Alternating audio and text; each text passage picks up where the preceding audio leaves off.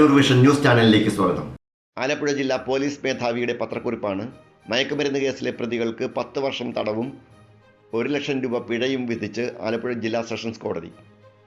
Aroor police സ്റ്റേഷനിൽ 2022 July മാസം register ചെയ്ത മയക്കുമരുന്ന് വിൽപ്പന കേസിലാണ് 2ാം നമ്പർ ആലപ്പുഴ ജില്ലാ സെഷൻസ് കോടതി 3 പ്രതികൾക്ക് 10 വർഷം കഠിന തടവും 1 ലക്ഷം രൂപ പിഴയും വിധിച്ചത്.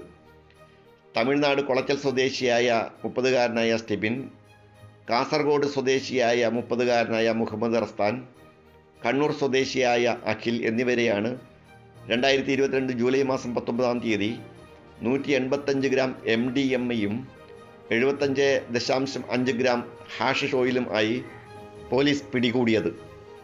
അരൂർ പോലീസ് സ്റ്റേഷൻ സബ് ഇൻസ്പെക്ടറായിരുന്ന ഹാരോൾഡ് ജോർജാണ് പ്രതികളെ അറസ്റ്റ് ചെയ്തത്.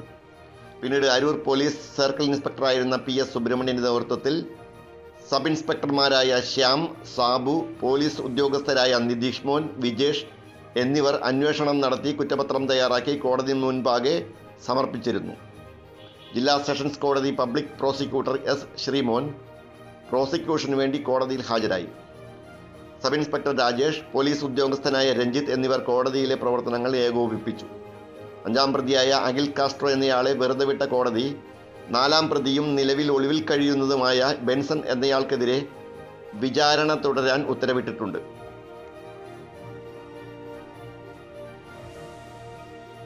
അരൂർ വിഷൻ ന്യൂസ് ചാനലിന് വേണ്ടി LS അശോക് കുമാർ. നന്ദി.